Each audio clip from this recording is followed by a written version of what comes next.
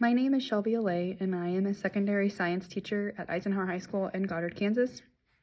I currently teach biology, a Project Lead the Way course called Principles of Biomedical Sciences and Anatomy and Physiology.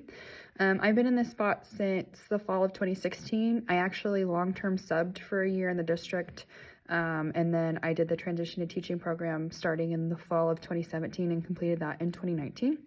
I've been in this building the whole time. I started off with just biology, and then I've kind of expanded from there. My newest prep is anatomy. It's really fun. Not something I ever thought I would teach, but I actually really enjoy it.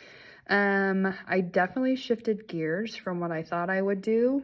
I graduated with a biology degree with the plans on attending dental school.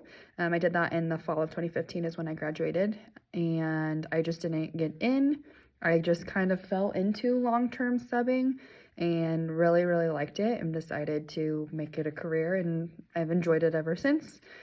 As for leadership right now, I think all teachers are leaders in some way, but outside of that, I am the head volleyball coach for our school, and I am a member of the building leadership team. I just joined that last year, getting a little bit of experience of collaborating with the admin at our building as well as the counselor and other teachers, and it's been a really cool experience.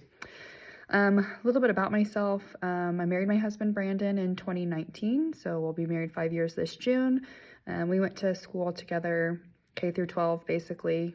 Our school has more than one elementary school, so we kind of separated for a little bit. We weren't high school sweethearts. We actually didn't talk to each other.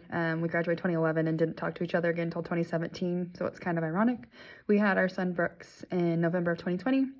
Toddlers are an experience, but it's really fun. He's great. He's super active and very, very much a boy. I have all sisters, so I was really not ready for that. I'm a huge Nebraska volleyball fan. I went to school on a volleyball scholarship. I actually went to Hayes my first year as undergrad, and every year I played volleyball, so I'm a big volleyball fan. Nebraska specifically, I watch anybody, but I'm not Nebraska anything besides volleyball, so I'm pretty specialized. Love eating Mexican food. We'll eat it every day of the week, and ice cream, I believe, is a food group. Love going to the beach. We've gone to Jamaica and Dominican Republic so far, and I'm hoping to check off all the countries that are in the Caribbean. I have 3 older sisters. My oldest sister was an All-American at Fort Hays for volleyball. My second sister, 2 of them are in education, and 1 is a nurse, and she's been dabbling, maybe thinking education, so that runs really deep. My parents, my mom works at the school. She's the finance secretary, so I get to see her every day, which is really awesome. I don't know, I think that's mostly it about me. If you asked, love Harry Potter, love to read. Yeah, I don't know. I think that's about it. When I'm just kind of, before getting into like the research part of it, like a few traits that really stuck out to me that all good leaders would have would be communication, empathy, and transparency. I think if you don't have communication, you don't really know where you're going, and I've had some experience with the lack of communication, so I know how much that can impact. Transparency is great because it's always hard to kind of wonder where you're at with somebody, and I really appreciate the honesty, which I think kind of goes along with transparency. So those were like the 3 really big ones that I thought of before doing any research at all. Top of my head for bad, selfish. That's a bad trait for anybody to have, but really bad for a leader to have, since they are leading people and they're more concerned with their own needs. It doesn't really do much for the group. I personally don't like micromanaging, especially from a leader standpoint, allowing your followers, I guess for lack of better words, to develop and grow. They have to have some freedom to be able to do that.